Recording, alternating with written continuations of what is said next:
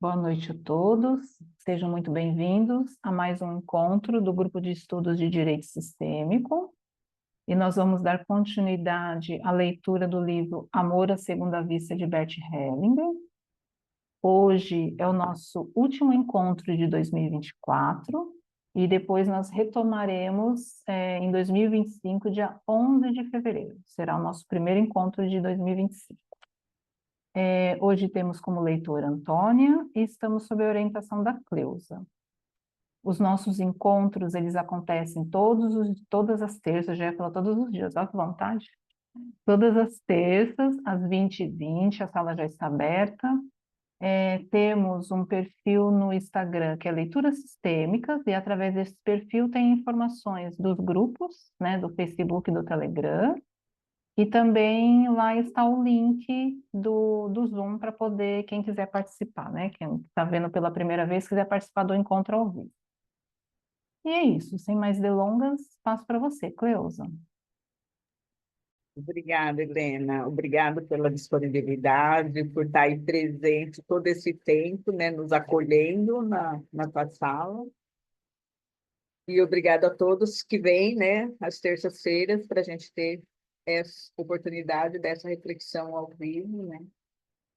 E vamos, né, ao nosso último encontro hoje, e assim, eu sou muito grata pela oportunidade de estar aqui, né? Vamos ver o que a gente tira desse texto que o Beth trouxe para a gente. Eu passo para você, Antônia. Ok, então, boa noite a todos. Formas de atuação da alma. Hellinger para o grupo. Ao olharmos para o trabalho que vivenciamos ontem, temos que despedir-nos de algumas ideias que nos são familiares. Uma dessas ideias é que podemos manter algo em segredo, isto é, quando negamos a existência de uma pessoa, acreditamos que ela simplesmente não existe mais e que ninguém vai percebê-lo. Muitas gerações posteriores ainda vão percebê-lo. Vivos e mortos. Também existe a ideia: quando alguém morre, desaparece.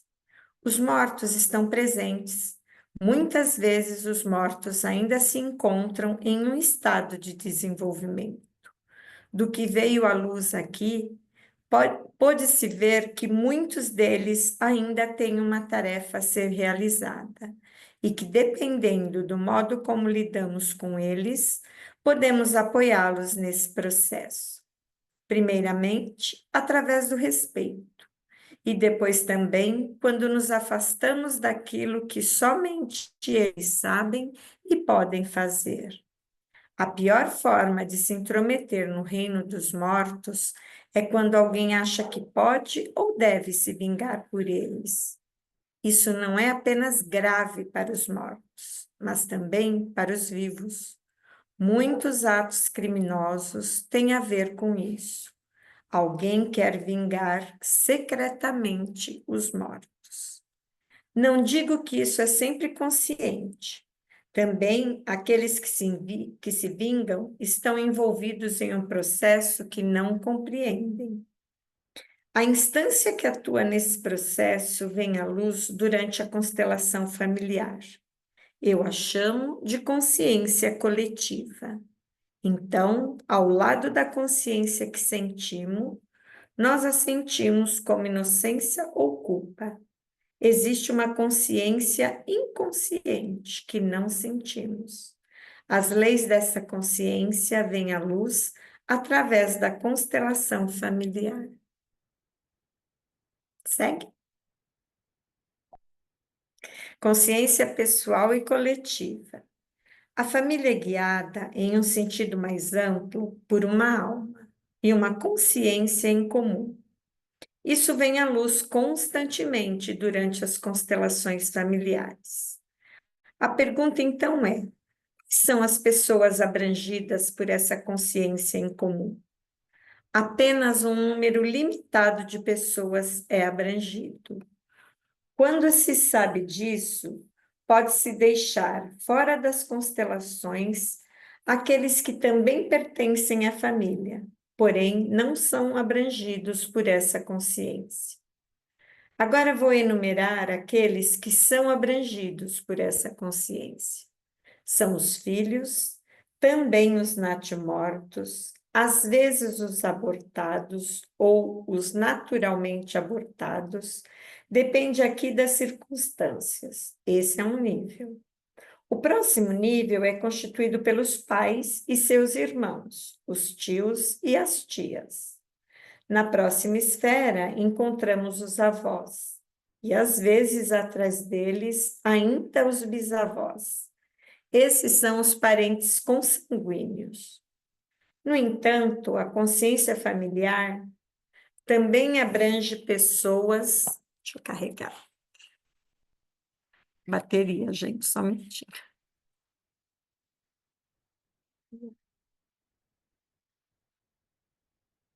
Também abrange pessoas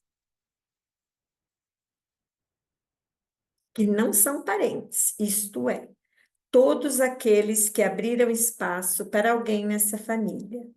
Trata-se, em primeiro lugar, de parceiros anteriores dos pais e dos avós, mas também daqueles cuja ausência representa um ganho para os membros da família.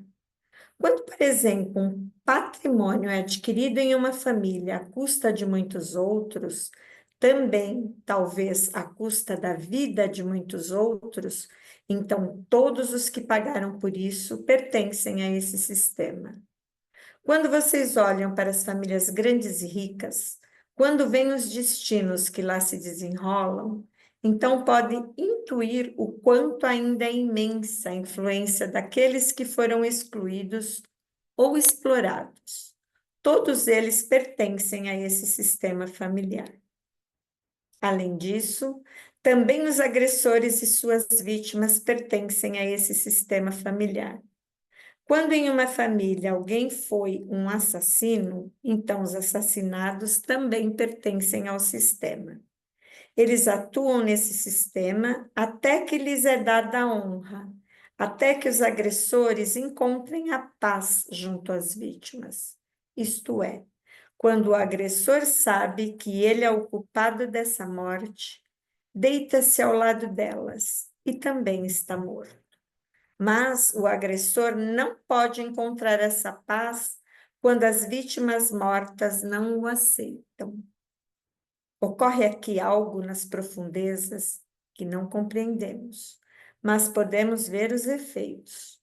O que há de especial nas constelações familiares é o fato de que os representantes, logo que entram em sintonia com a sua tarefa, realmente sentem como as pessoas que não estão presentes. O fato de eles representarem os vivos que não estão presentes pode ser verificado.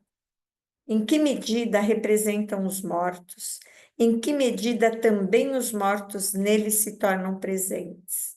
Não podemos verificar, pois não podemos perguntar aos mortos.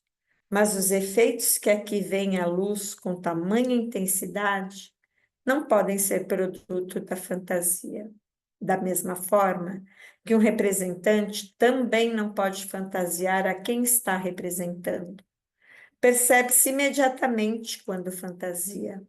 Todos percebem, pois quando algo assim ocorre, todos estão ligados a uma alma maior, estão em contato com uma alma maior. Por isso, percebem imediatamente quando alguém se afasta da realidade. Em um grupo, isso pode ser percebido imediatamente. Logo que o grupo se torna inquieto, o contato com a realidade foi perdido. Quando um cliente conta algo aqui e o grupo fica inquieto, o cliente é imediatamente freado. Aí tudo o que ele diz é apenas blá, blá, blá.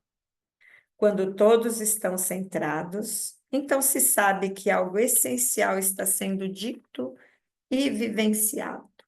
Mas não porque cada um isoladamente se centra, e sim porque todos foram captados por algo maior. Neste trabalho, nos conectamos com esse algo maior. Mas agora vamos retornar à consciência inconsciente e coletiva. Essa consciência segue 3 ordens básicas e faz valê-las. A primeira ordem básica é: a consciência coletiva não tolera que alguém seja excluído, pois não tolera a diferenciação entre o bom e o mal. O bom significa no sentido da consciência pessoal. Eu possuo o maior direito de pertencer. E o mal significa: você possui menos direito de pertencer. Através da diferenciação entre o bom e o mal, separamos aqueles que podem pertencer daqueles que são excluídos. Por isso, a consciência pessoal, quando pensada até as últimas consequências, é terrível. Através dessa consciência, criamos um céu e um inferno e determinamos a partir de nossa diferenciação entre o bom e o mal, quem pertence ao céu e quem pertence ao inferno. Esse é o ápice da presunção, pois os que são cônscios nesse sentido se igualam a Deus, a um Deus terrível que é imaginado desse modo sob a influência dessa consciência. Esse é o primeiro ponto. Quando alguém se desvia da ordem básica da consciência inconsciente coletiva, que diz que ninguém pode ser excluído, quando uma família, mesmo assim, exclui ou esquece alguém, esquecer também é uma exclusão. Então, todo o sistema fica perturbado e a consciência coletiva tenta colocar isso novamente em ordem de alguma forma. Escolhe, portanto, um membro posterior da família para que represente o excluído. Por isso, alguém se torna criminoso ou psicótico de repente, sem que a família saiba o porquê, ou alguém se suicida, sem uma razão mais óbvia. A pessoa mesma não sabe o porquê. Isso acontece sob a influência da consciência coletiva. Na constelação familiar, vem à luz como isso pode ser colocado em ordem. Precisamos nos sujeitar à lei de que todos possuem o mesmo direito. Na prática, isso significa que cada um que foi excluído ou esquecido precisa ser recolocado no sistema, para que o seu lugar e a sua dignidade lhe sejam devolvidos. Então, a consciência inconsciente coletiva fica, por assim dizer, saciada. E a pessoa que teve de imitar alguém excluído é libertada do emaranhamento do seu destino. Nas tragédias gregas, podemos observar detalhadamente o jogo entre a consciência consciente pessoal e a consciência inconsciente coletiva. Mas quando queremos compreender realmente esse jogo, precisamos considerar ainda uma lei da consciência coletiva inconsciente. Essa lei determina: quem existiu antes tem prioridade em relação àqueles que vêm depois. Por isso, ninguém que nasce depois deve se meter nos assuntos daqueles que existiram antes. Filhos não devem se meter nos assuntos dos pais. Não compete às crianças salvarem os seus pais. Não compete aos filhos saberem os segredos dos pais. E nem compete a eles vingar as injustiças cometidas contra os pais ou outros ancestrais. Também não compete a eles expiar a culpa dos pais. Sempre quando alguém tenta fazê-lo, fracassa, sem exceção. Sempre que se tenta fazer isso, a consciência coletiva nos faz fracassar. Essa é a dinâmica oculta por trás de cada tragédia. O herói quer fazer algo por aqueles que existiram antes dele. Quer, por exemplo, vingar alguém ou espiar algo por alguém. Sob a influência de sua consciência, sente-se bem e inocente. Sente-se grande, mas sob a influência da sua consciência coletiva, fracassa. Para a consciência coletiva inconsciente, os antigos tinham um nome, eles a chamavam de deuses. Então, onde se vê que os deuses interferem nas tragédias, trata-se, no fundo, da consciência coletiva inconsciente. Obrigada, Antônia. É um texto meio longo, mas eu acho que ele se complementava. Se a gente parasse no meio, a gente ia perder algo, né? E o interessante a gente ver que hoje, nessa página, é só o segundo dia do evento que o Bert estava fazendo. Todas as leituras anteriores foram do primeiro dia. Eu achei assim, né, eles tiveram um primeiro dia bem longo. E quando a gente traz esse assunto das consciências, a gente tem que estar sempre lembrando, né, das leis básicas, né, das ordens básicas do amor, do pertencimento, da hierarquia, que ele chama bem a atenção, e esses níveis de consciência, que aqui ele chama bem a atenção da consciência pessoal e da consciência coletiva, né? Mas em outros textos ele ainda fala de uma consciência maior do que essa coletiva, que olha todos igual. Então, tipo assim, a consciência pessoal tem a consciência coletiva do grupo, né?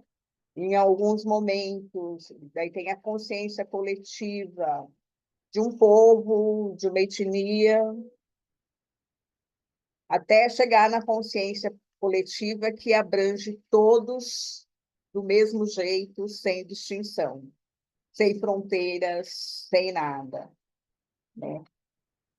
Então, na página 95, né, logo no começo, onde ele fala de vivos e os mortos,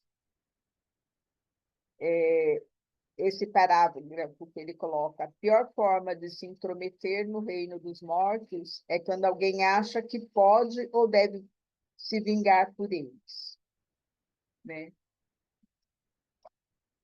Isso que é um grande emaranhamento, né? Quando a gente sabe de uma injustiça e se acha no direito de fazer justiça ou vingança, né? Atrás da palavra justiça vem a vingança. E acaba se envolvendo num grande emaranhamento, né? Consciente ou inconscientemente. Então, eu acho que é interessante a gente estar refletindo sobre isso, né? Nas constelações do dia anterior, isso ficou bem claro, né? Quando ele traz a coisa de perpetrador e vítima, nessa constelação que ele fala aqui, anterior, do Afonso e da Esther, do agressor e da vítima. Então, mostra bem o envolvimento dela nessa, inconscientemente, de querer justiça, de querer vingar o do avô dele, que era alemão, e ela era judia, né? E, e essa coisa que também a gente viu na constelação anterior, que o agressor, para poder ficar em paz, mesmo no reino dos mortos, ele precisa da permissão da vítima. Ele só pode chegar quando a vítima abre um espaço para que ele chegue, né? Então, eu acho que são coisas assim, importantes da gente estar refletindo e estar trazendo para o nosso entendimento, para clarear o nosso entendimento, né? Daí, essa consciência coletiva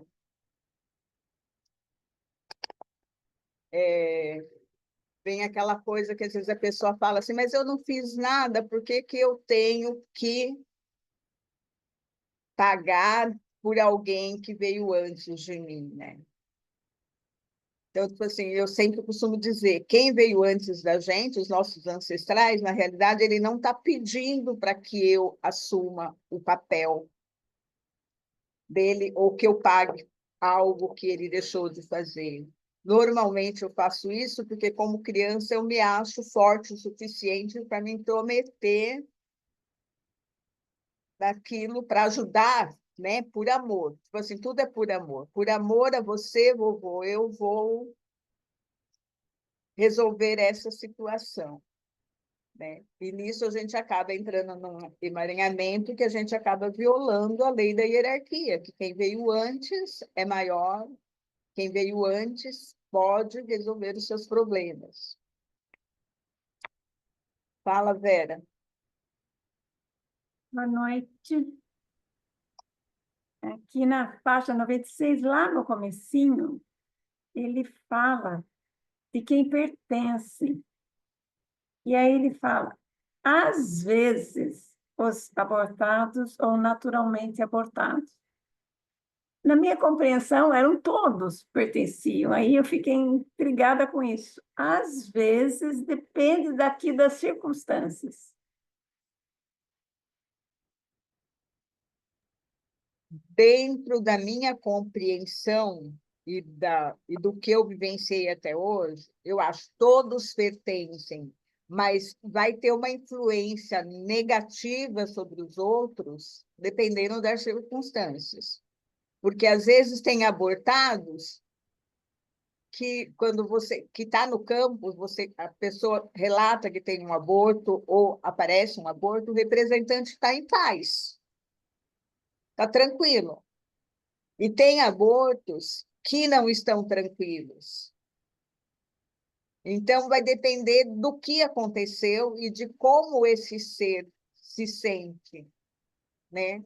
Não que ele não pertença, eu acho que todos pertencem, mas esse emaranhamento vai acontecer dependendo da situação que aconteceu esse aborto. Né? Verdade, Então, que eu já vi. eu já vi as duas situações no campo, né? Onde tem abortados e o aborto está tranquilo, né? O ser que foi abortado. Para ele, tipo assim, está tudo bem. E tem outras situações que o ser que foi abortado está sensível, está sofrendo, ou está vinculado a um dos irmãos. Então, sempre eu acho que depende das circunstâncias essa manifestação, né? Mas se a gente for, no meu ponto de vista, todos pertencem. Bom, Eu sempre entendi que todos pertencem. E é verdade. Uma vez, numa constelação que eu estava facilitando, a pessoa tinha abortado duas crianças. Na verdade, ela tinha feito implante de 4 embriões e aí abortou dois. Na constelação, um estava tranquilo, o representante estava tranquilo, e um deles estava muito agitado, muito assim, agitado mesmo, não tinha então, paz. nesse sentido, eu acho assim, esse que está tranquilo, que quando a gente coloca no campo ele está tranquilo, ele não vai ter emaranhamento no sistema por conta dele, né? Não dá para a gente, não tem uma explicação racional, né? Mas aquele ser está bem. Agora, quando não está, é que vai acontecer os emaranhamentos. Então, eu não sei se é, de repente, por conta da tradução, esse assim é um ou outro, dependendo da situação, né? Eu acho que todos, dentro do pertencimento, para mim, todos que foram gerados dentro de um grupo têm o direito de pertencer. Ponto. Agora, como isso vai desenrolar, vai depender de cada situação. Legal, legal. Eu não sei se eu respondi a tua dúvida, Respondeu sim. Legal. né? Fala, Helena.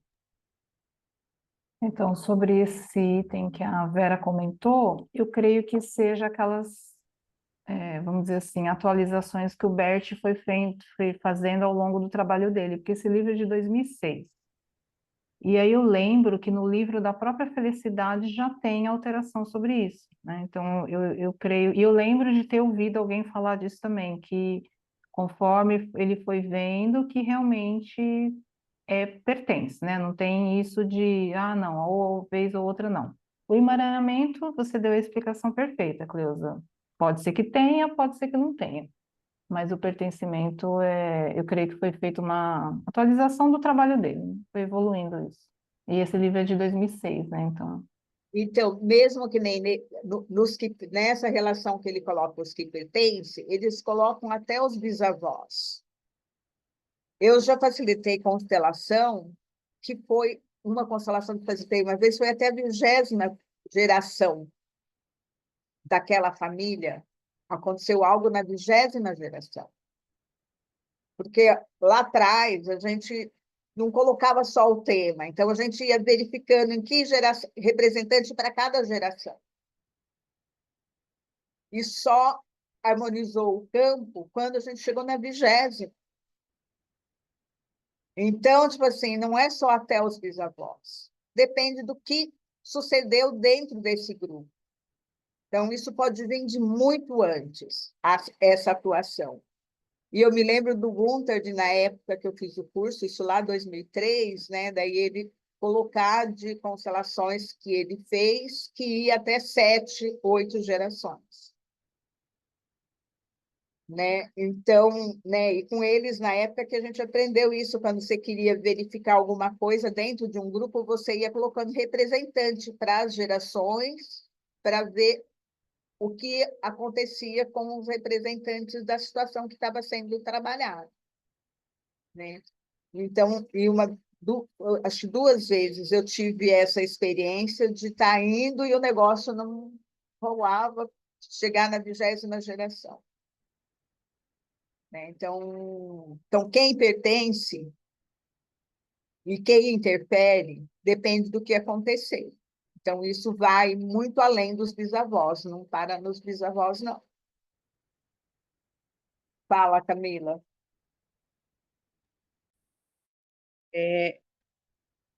Complementando a fala de vocês aí a respeito dessa questão que a Vera trouxe, porque, Vera, esse ponto me pegou também na leitura quando eu a fiz antes do estudo. E aí eu acho que me veio mais quando você falou uma coisa, Cleusa, que me fez sentido, porque na hora que eu li isso, eu corri lá no meu trabalho Minha Vida, do Bert, para ler, porque foi um capítulo que me marcou muito, falando sobre os abortos, e realmente ele fala que todos pertencem, né? São sempre filhos. Eu tive a sensação de que foi, eu acho, mais uma questão da tradução que não foi muito adequada mesmo. Você falou sobre tradução, Cleusa, e aí eu tive essa sensação, porque eu acho que realmente, eu acho que em vez dele falar sobre o pertencimento, ele queria falar sobre a exclusão, que às vezes não está excluído, porque eu acho que dependendo, você colocou muito isso de uma forma muito clara, e eu entendi dessa forma também, que dependendo da forma como esse aborto foi integrado, não vai gerar emaranhamento, né? Então, na hora que eu li, que eu fui lá buscar o mais atualizado mesmo, igual a Helena falou lá no meu trabalho, Minha Vida, aí eu pensei nisso, eu acho que a tradução que foi feita um pouco fora do contexto. Foi só isso que eu queria complementar aqui. Às vezes a tradução foi feita fora do contexto, ou às vezes é a época em que isso foi colocado. Até nessa época ele tinha essa compreensão. E como ele mesmo sempre dizia, é um movimento. Ah, eu falei isso, naquele momento era assim, hoje não é mais, hoje já deu um passo. Né? Como logo no começo ele dizia que os filhos, os irmãos, não deveriam saber do irmão abortado. Né? Então, se você pegar lá os primeiros livros, ele fala que os irmãos não deveriam, assim, os filhos não se intrometem no assunto dos pais. Então, se tem um aborto, é um assunto dos pais, não compete aos filhos saber. Só que depois ele foi vendo que esses abortos interferiam na vida dos filhos, dos irmãos. Então, é uma coisa que mudou o conceito do começo para o depois. Então, a gente sempre tem que estar olhando, né, em que época que aconteceu isso, quando que ele falou, né? Depois essa compreensão mudou. Então, por isso que a gente não pode parar. Gente, é uma educação continuada, porque as coisas tá em movimento e continua o movimento, não é parado. Mesmo ele não estando aqui, eu acho que esse campo continua em movimento. Fala, Camila. Cleusa, não é nem da leitura em si aqui agora, mas disso que a gente está falando agora me surgiu uma dúvida, e aí é mais pessoal minha, assim, porque achei muito legal, você falou que você já está desde 2003 nessa caminhada, salvo engano, não é isso? Você vai saber me responder uma coisa que eu fiquei em dúvida. Porque eu tô só desde 2014, então esse ano só tem 10 anos. E eu percebi que no livro Um Lugar para os Excluídos, o Bert falava que a constelação podia agir no campo em até 2 anos. E já no meu trabalho e minha vida, diante das observações, ele já alterou e colocou que em até 10. Sei que já está aí desde 2003, porque eu tive a sensação, eu já falei isso em algumas palestras lá na OAB, que quando eu passasse de 10 anos, eu ia poder afirmar se realmente ultrapassa os 10, porque eu tenho a sensação de que ultrapassa os 10. Me conta da sua experiência aí, como é que você percebeu isso? Olha, eu acho que isso a gente ainda não tem uma resposta, porque como é uma coisa que está em movimento, não dá para você afirmar, porque cada caso é um caso, cada situação é única, né? Às vezes você vai ter uma percepção quando você está atenta do que você viu ou vivenciou numa constelação, muitos anos depois do que ela aconteceu. É que vai vir à luz aquilo que o campo mostrou. Porque às vezes a pessoa vai para a constelação com um tema e o campo mostra algo completamente diferente do que ela está esperando, né? Que nem há pouco tempo atrás, num workshop meu, a pessoa foi com um tema, só que na hora que ela colocou uma representante para ela, né? Tipo assim, ela estava bem. Na hora que colocou a representante já começou a sentir dor, já acabou indo para o chão.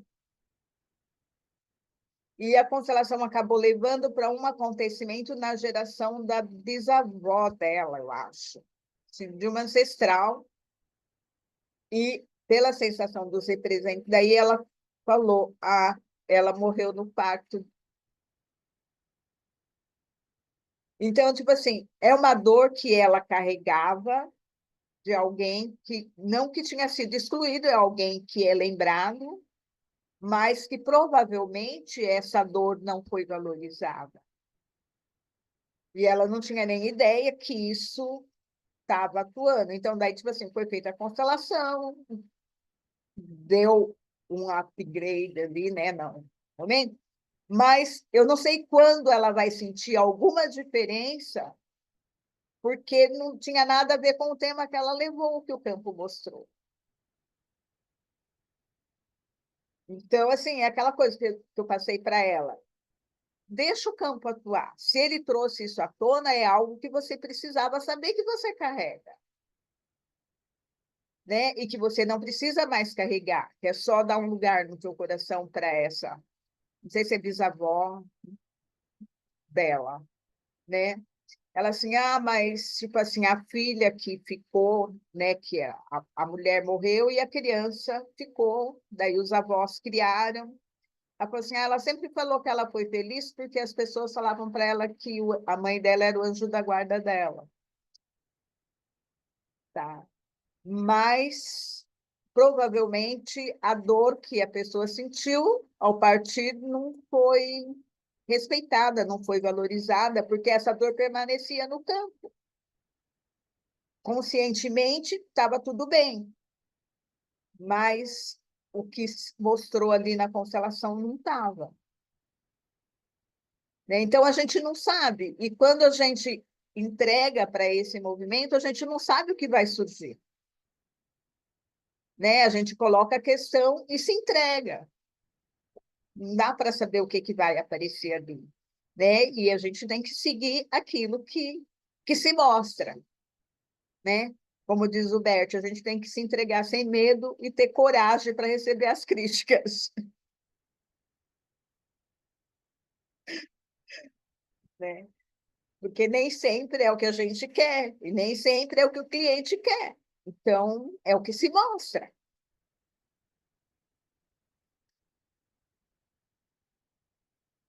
Mais alguém tem alguma colocação até esse pedaço? Tem algo, Eurico? Tem algo, Norberto? Não, tá tranquilo, nada a acrescentar, viu, Cleusa? Você colocou, principalmente sobre os abortos, exatamente como eu penso também. Só vai causar um emaranhamento quando não é dado para eles o pertencimento, quando fica naqueles não ditos, né, naqueles assuntos que não se fala dentro da família. Eu acho que aí causa essa exclusão e aí eu acho que vem as consequências, vem os emaranhamentos daí. Você colocou muito bem. E nem sempre é os não dito, Eurico. Eu tive uma experiência assim que para mim também foi difícil numa constelação de uma pessoa, né? Ela foi constelar um assunto que eu não me lembro agora, o que era uma depressão. Eu acho. Ela foi constelar, o assunto dela era uma depressão. E daí na constelação aparece ela entre dois abortos e a representante cuidando desses irmãos abortados. E a mãe dela estava presente, e a mãe dela disse, olha, eu abortei sim, não me arrependo, e não assumo a responsabilidade. E ela está cuidando porque ela quer. Então, sabe aquela coisa assim, não dá para você forçar a pessoa a assumir, né, reconhecer, assim, ela assim, eu fiz e pronto. Naquele momento era o que eu precisava fazer. Eu tinha um filho pequeno que estava com problema de saúde, engravidei, não podia ter outro se eu tinha que cuidar do primeiro, então eu abortei. Daí ela veio, ela ainda estava pequena, eu engravidei de novo, abortei de novo. Só que ela cresceu com essa sensação, porque eu estou viva se os meus irmãos não puderam estar. E o comportamento dela era isso. Depois que terminou a constelação, eles relataram que ela já tinha tentado suicídio também. Né? No momento, a queixa dela era depressão. Só que ficou muito claro isso. Então, tipo assim, ela sabia dos abortos da mãe, né? Mas a alma dela não se sentia no direito de viver, se os irmãos não puderam viver. Então, ela cuidava deles, já que a mãe não assumia. E mesmo terminou a constelação com a mãe com essa firme proposta. Não me arrependo, fiz o que eu tinha que fazer e ponto final. Posso, já que você me perguntou, eu vou fazer uma colocação, se você puder explicar, porque eu já tinha lido dentro de não me lembro qual foi a obra, em que existia a ausência do abortado e quando ele passou a figurar, mesmo que como imagem dentro da fotografia da família, as coisas se harmonizaram, que aí é o pertencimento. Então, eu tenho 2 filhos. O terceiro, ele parou no 2º mês de gestação. Até que ponto isso pode influenciar os outros 2? Ele parou, ele simplesmente, o coração parou. E aí teve que fazer curetagem e ele não foi adiante. Você tem 3 filhos, você não tem 2. Eu tenho 3. Isso. Primeiro passo é Eu sempre chamei ele de incluir Alex e sempre coloquei ele nas minhas orações. né? Então, assim, incluir é isso. Você tem 3 filhos, você não tem 2. Eu Então, tenho a 3. partir de Isso. agora, você nunca vai se dizer que você tem 2 filhos. Eu tenho 3. Daí ele vai ser incluído. Agora, a que ponto que isso vai interferir na vida dos outros, só o campo pode mostrar. Às Só vezes não interfere em nada, né? Eu costumo citar, na minha história, né? Eu tenho 2 irmãos que morreram com 1 ano de idade, né? O primeiro filho da minha mãe morreu com 1 ano de idade, e na segunda gestação ela teve gêmeos, um dos gêmeos também morreu com 1 ano de idade. A minha mãe sempre lembrava a data de aniversário, o que era gêmeo não dava para esquecer, né? Porque tinha o gêmeo vivo, sim. né? E ela sempre falou dessas crianças. Só que quando a gente contava a ordem dos filhos, a gente só contava os que estavam vivos. A gente não contava os 2. Então, quando eu conheci a minha primeira constelação, que eu fui fazer por curiosidade, né? Eu não tinha uma questão, não tinha nada, era uma constelação individual. Daí, com o Regis começou a perguntar, mas daí, que lugar, qual é o seu lugar na família? Eu disse para ele, eu sou a 5ª. Daí ele começou a fazer perguntas, ele falou assim, mas se você teve 2 irmãos aqui, você não é a 5ª, você é a 7ª. Sabe, assim, então, a gente sabia, a gente falava, mas a gente excluía na hora que contava os irmãos. Tá? Daí, nessa constelação individual, que daí foi a minha primeira experiência, né, só foi feito ordenado isso, e ele me passou algumas coisas da constelação. Tá, passou. Então, assim, mas você viu que resultado? Eu não tinha nenhuma questão, eu fui lá de curiosa, Sim. né? Eu achava que fazer constelação era igual um jogo de búzios, um jogo de carta, de tarô, qualquer coisa assim. Eu tinha ouvido falar em constelação, agendei e fui lá, de alegre, né? Daí ele fez essa colocação, me colocou a importância da hierarquia, da inclusão. Tá. Passou algum tempo, né? Eu sou homeopata, sempre me tratei com homeopatia, e eu tinha uma queixa recorrente de um cansaço que não resolvia, não tinha medicamento, não tinha nada. Aquela coisa de se acordar cansada, sempre, né? Daí, quando eu fui na minha médica homeopata, ela falou assim, e o cansaço? Eu, não sinto mais. Ela, mas o que aconteceu nesse tempo? Aí você lembrou da constelação. Daí eu lembrei da constelação, tá? Então, assim, no momento que eu fui para o meu lugar, eu passei a ficar mais leve. Saiu aquela coisa que eu carregava por estar fora do lugar. Então, assim, sempre vai interferir, mesmo quando, tipo assim, que nem você. Você sabe que você teve um aborto, mas você tem 2 filhos. Não, você tem 3 filhos, 3 filhos. né?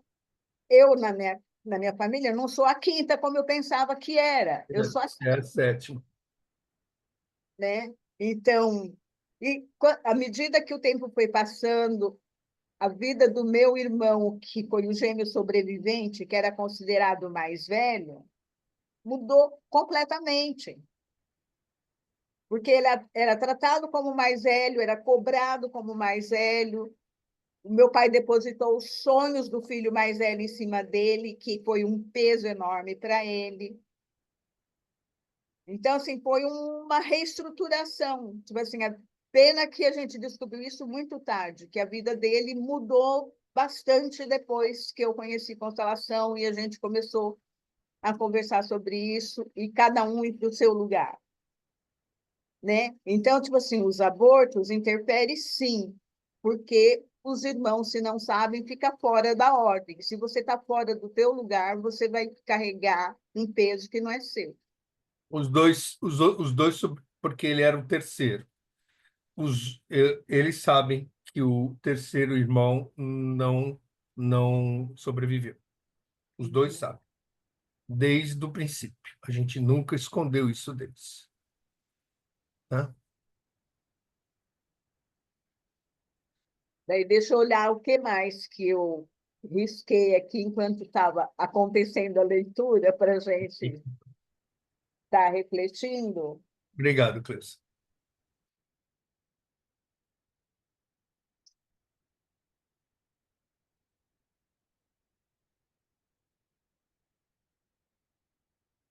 Só um minutinho, gente, que eu estou com cores aqui.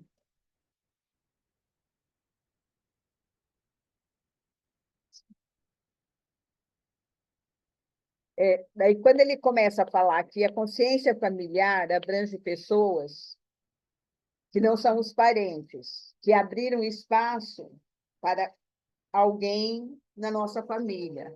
Isso é outra coisa que é super importante a gente estar sempre lembrando, né? Dessas pessoas que abriram espaço, que pode ser um ex-parceiro, né? Como ele cita aqui, aqueles que trabalharam para que a família tivesse renda, aqueles que foram explorados, as vítimas, né? Porque normalmente quando você pensa nos que pertencem ao teu sistema, você não inclui esses que não são consanguíneos, né? Então é importante a gente estar lembrando de incluir isso quando a gente tem que estar fazendo um trabalho.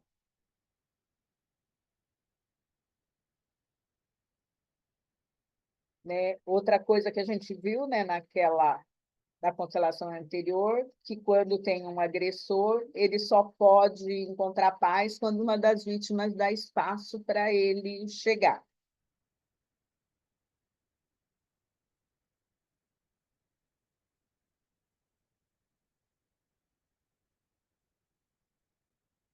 Né? Outra coisa interessante que ele chama atenção nesse texto é quando você está fazendo um grupo dessa coisa da harmonia no grupo, né? Quando alguém começa a falar e a energia do grupo se perde, né? Então, né, quando o campo parece que, né, que a questão não tem peso, é uma coisa importante também da gente estar prestando atenção. Fala, Celso. Bom, boa noite a todos. Só queria compartilhar uma história que eu ouvi, não sei se vocês viram no Fantástico, não foi nesse domingo, foi no anterior. A história de um rapaz que começou a... Ele, ele queria tirar a cidadania portuguesa, né? Aí ele começou a pedir os documentos, mas ele já tinha uma questão familiar que ele não se sentia pertencente àquela família. Aí, quando ele tirou os documentos, ele descobriu que a mãe era mais velha, né, do que ela declarava. Já tem aí um ponto, né? É, aí, e ele perguntava para os pais: eu fui adotado? E os pais não falavam, né? Mas ele continuou a investigar, e aí ele descobriu uma mulher, que eu não lembro agora se ela mora em Curitiba. E ela começou a fazer um estudo daquela compatibilidade genética, né? E aí não sei como, esse rapaz descobriu um ancestral, acho que 2 ou 3 gerações para trás, que morava no Rio Grande do Sul, né? E aí viu, ó, provavelmente você é descendente desse fulano aqui, né? Aí começou a fazer todo o estudo. E começou, né, naquela família que tinha essa compatibilidade, começou a perguntar: ah, teve algum filho que teve alguma história que de repente teve um filho que foi que teve o filho fora do casal, alguma coisa assim, né, extraconjugal. Aí até que descobriu que tinha. E esse fulano que morava lá no Rio Grande do Sul, ele admitiu, porque acho que na época foi bem chocante a história, né? Teve um transtorno lá na família. E ele falou assim: eu tive um caso fora do casamento, com a fulana, e essa fulana foi para Apucarana, no Paraná, e foi embora, não teve mais notícia. Até que foi lá fazendo toda a investigação, esse rapaz descobriu essa senhora que era a mãe dele.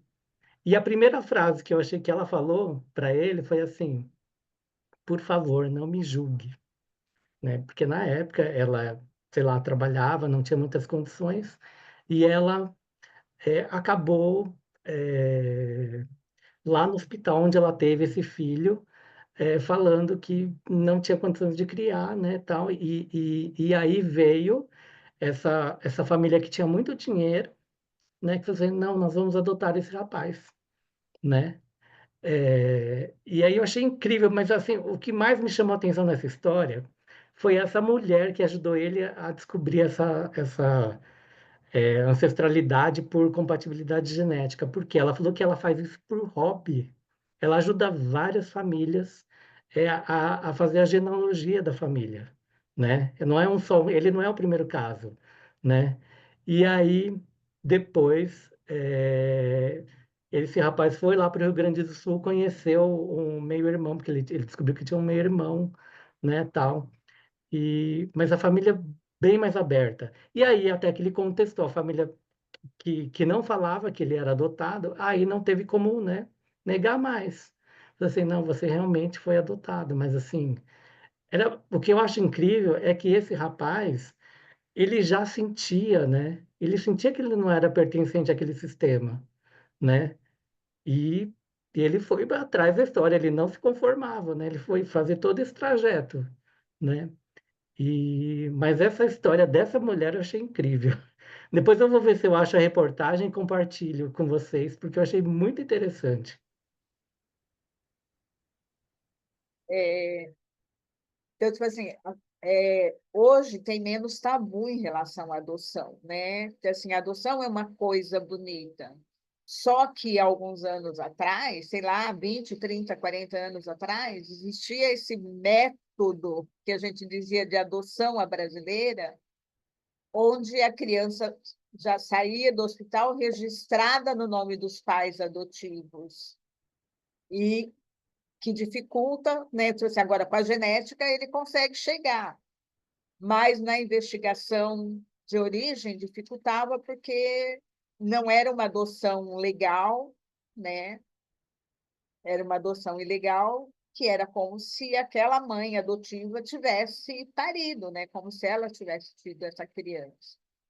Sim, e a mãe biológica mesmo dele, ela se sentia muito mal porque logo que ela deu a criança, ela recebeu uma nota de R$ 100, eu acho, sei lá, uma coisa assim. E ela se sentia muito mal por isso, como se ela tivesse vendido nessa criança. Mas foi o que ela conseguiu fazer na época, né? Né? Então, são coisas que a gente sempre tem que estar olhando o que aconteceu na vida dessa pessoa, o porquê. Às vezes, esse ato de doar, de deixar o filho, de abandonar, é um ato de amor, né? Uma vez aqui em São Vicente, há muitos anos atrás, aconteceu uma história que falaram muito. Um bebê foi abandonado, foi deixado na delegacia de polícia, né? Daí, então, assim, como que uma mãe deixa a criança na delegacia de polícia? Daí, das investigações, essa mãe era uma mãe que tinha uma doença mental, né? E a assistente social, depois que conversou com ela, tudo, falando tipo assim, na cabeça dela, a polícia é proteção. Então, como ela não tinha condição de cuidar do filho, ela levou o filho e deixou num local que ela achou que ele seria protegido. Então, assim, como que você vai julgar? E normalmente o julgamento né, um monstro porque levou a criança, porque deixou lá, porque, sei lá, pôs na lata do lixo, fez uma coisa ou outra. Então, assim, foi muito interessante a assistente social ter chegado a essa conclusão, dizer assim, o que ela fez foi proteger o filho dela. Ela deu o melhor que ela tinha, ela levou no lugar que ela achou que ele fosse ficar mais protegido e deixou lá.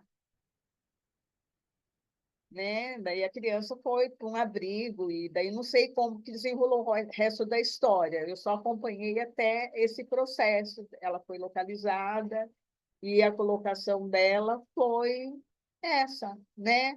Como lá era um lugar que protege, então ela levou o filho e deixou lá, né? Então, são coisas assim. Existem muitos vieses em cada história, muitos porquês. E a gente tem que estar, né, aberto a esse não julgamento, né, a essa consciência que acolhe tudo e todos igual, que não é o que acontece na vida real, né? Na vida real, as pessoas são julgadas e colocadas em departamentos, esse é ruim, esse não é, né? Tipo assim, se vocês que trabalham no direito sabem dessas leis, o negro tem mais tem mais propensão a ser criminoso, o negro tem mais propensão a isso ou aquilo. Então, na hora que o policial olha para um jovem negro, ele é tratado de forma diferente, a abordagem é diferente, né? Então, uma vez tinha uma charge no jornal e tinha duas crianças de bicicleta, um branquinho e um pretinho, os dois amiguinhos brincando.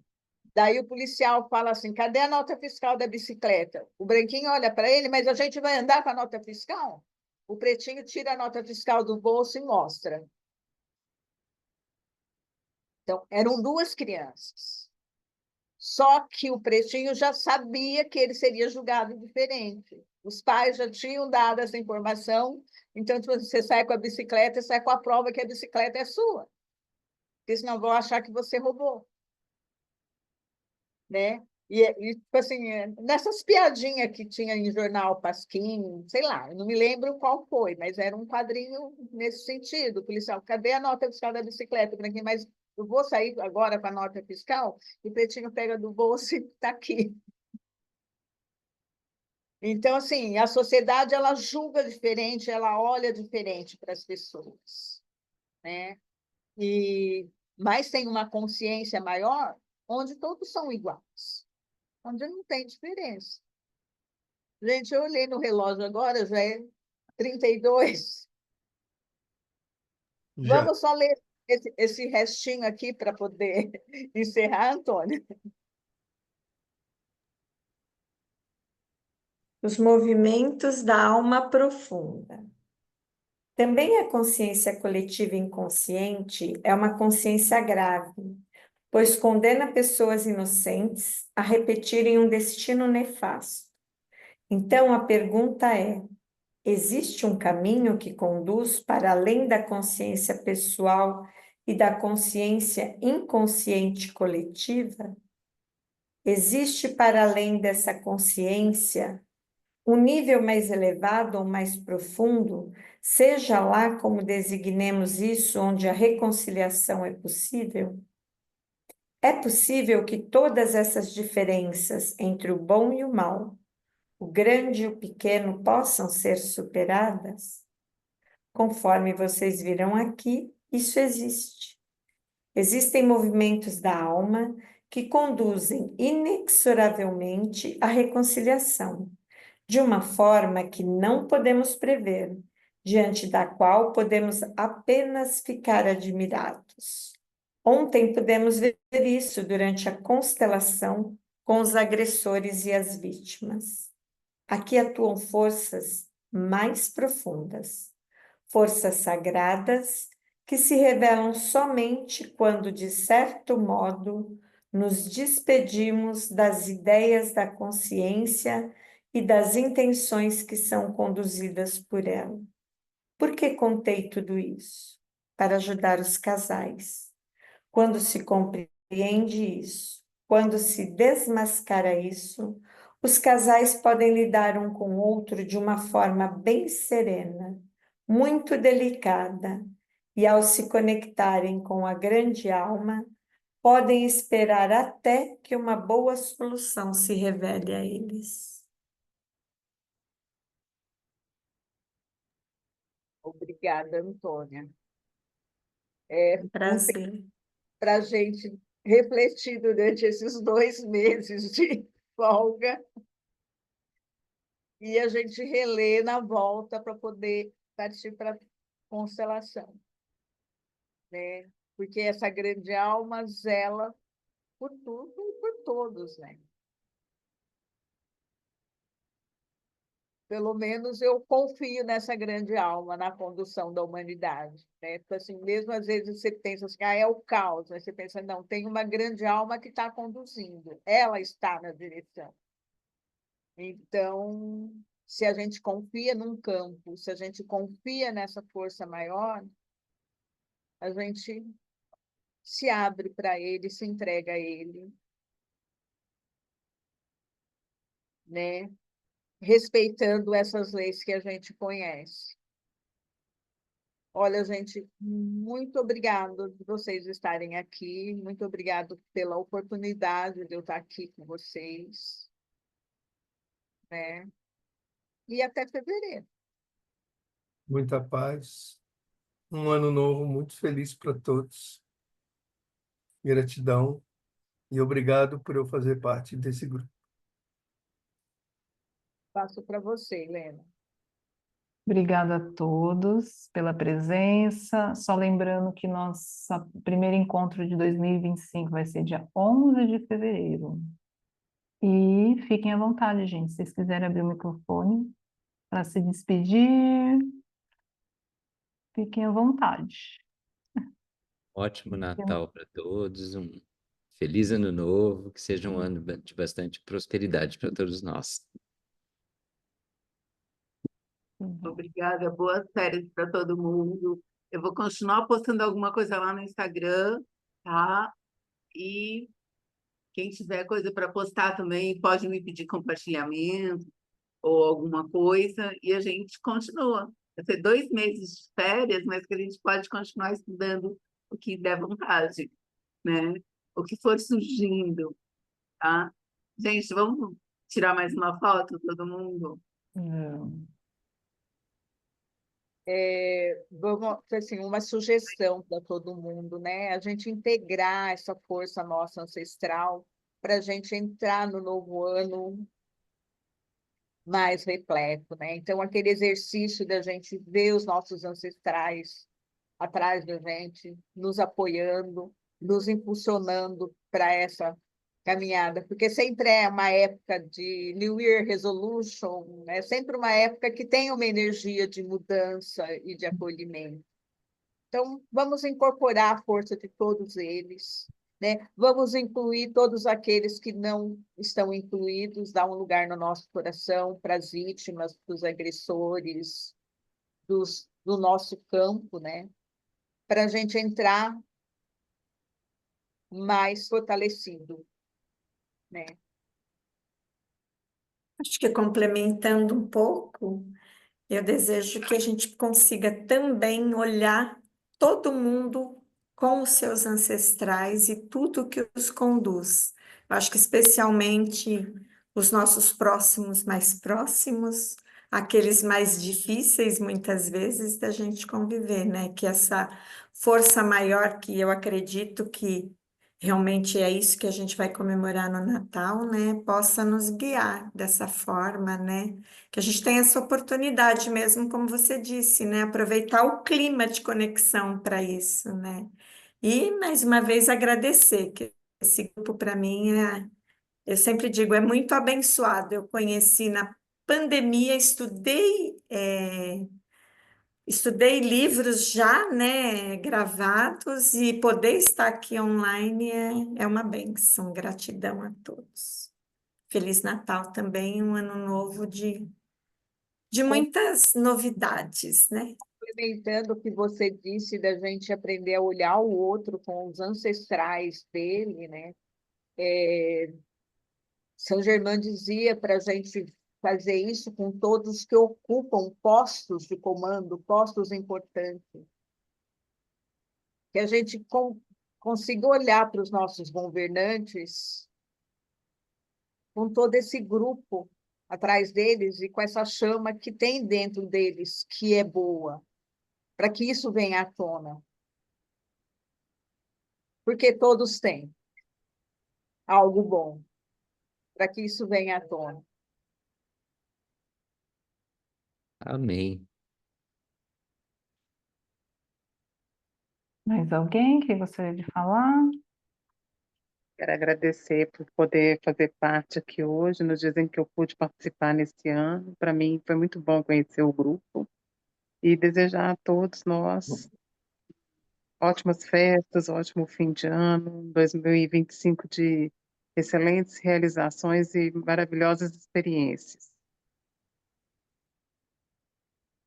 Obrigada a todos.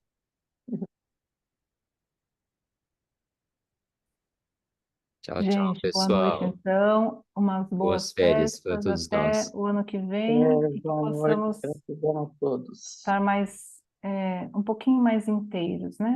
Bebendo dessa fonte aí dos nossos ancestrais. Um Amém. beijo, Beijo. Felicidade. até 2025. Até. Muito obrigado. Já, já. Tchau, Até tchau. já, já. Até já Obrigado. já. Tchau. Tchau. Tchau.